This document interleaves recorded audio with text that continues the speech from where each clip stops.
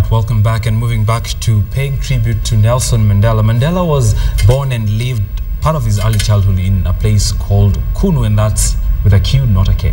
And Kunu is the place where he is expected to be buried. But this is just one of the many homes that he had. After Kunu, he left to Johannesburg, where he went into university, before moving back to Kunu, where he realized that the chief had set aside a wife for him who he fled from. And in one of the many documentaries there are about him, he says that it's because she wasn't pretty enough. So he relocated back to Joburg, where he moved and stayed with Walter Sisulu.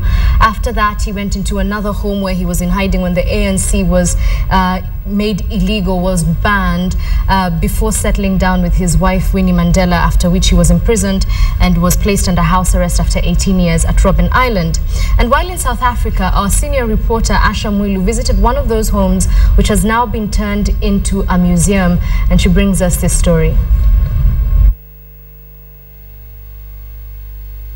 11 February 1990, Mandela was released from prison. After prison, Mandela stayed in this house for 11 days because he had no privacy. People could not let him rest. The media from all over the world was here. People from all angles will come here, sing revolutionary songs inside and outside the yard. So after 11 days, he moved to a bigger secured house where Winnie is now, not far from here. So what are these? These are Mandela's quotations, which he quoted in Winnie's letter, which he quoted in a speech he wrote to the students of 1976. That speech was smuggled from prison. It came with Meg Maharaj, Mandela's colleague.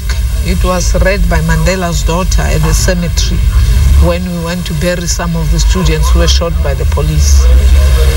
And that tree at the corner is a special tree to the family, because all the children, the grandchildren, the great-grandchildren who were born here, their umbilical cords are buried under that tree.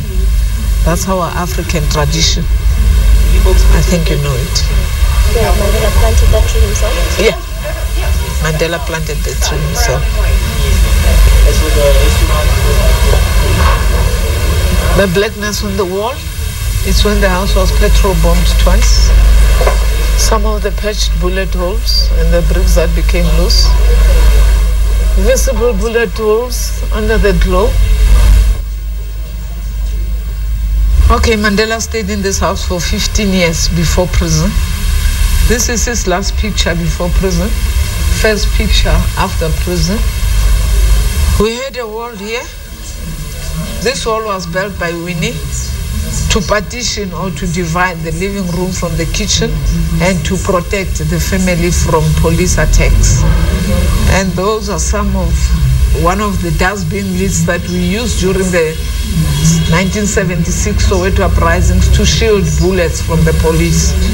That's a replica of the old stoves which were used then, because the houses did not have electricity. This shot was taken 2009. Mandela, Winnie, the daughters, the 3 granddaughters, the great-granddaughter who was killed in a car accident when South Africa hosted the Soccer World Cup. This was the main bedroom, or the parents' bedroom as we used to call it. That's Winnie in the middle, the daughters on the sides. This bed, it's not Winnie's, it's not Mandela's. It belonged to one of these girls when they were young. It was brought here 2009 after the house was restored back to originality, whilst they are waiting for Mandela's original replica. If it comes, this one will go back to Winnie's house. The only remaining thing, it's the cover that will remain on the bed. That's a special blanket, traditional from Kunu.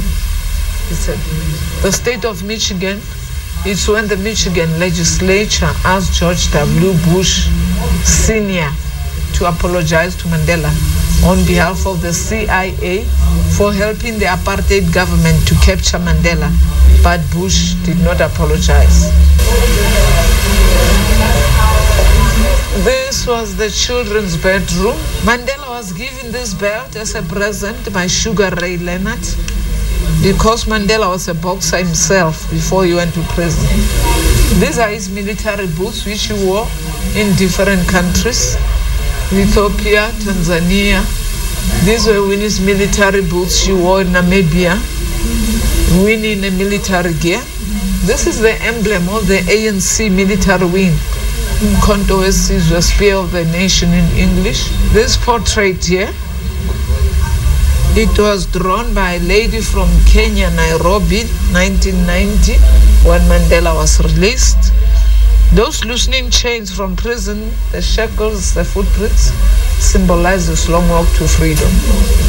The two Nobel Peace Prize winners who come from the same street, Bishop Desmond Tutu and Madiba, Fidel Castro, when he came to South Africa in 1994, when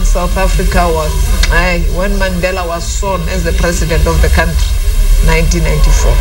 Well, I think it's great, and it opened most of black people's minds after this. Moreover, after visiting these heritage sites, the Mandela Museum at Peterson. We all know that he's a pivotal person in this time that we live in, and he's, as we said, sacrificed a lot, and we know, and it makes us feel proud. He is the one who paved the way for our generation today, so that we are able to know each other better, unlike in the olden days where our parents were separated from white people, where they were brutalized, where they were killed, so he means a lot to us.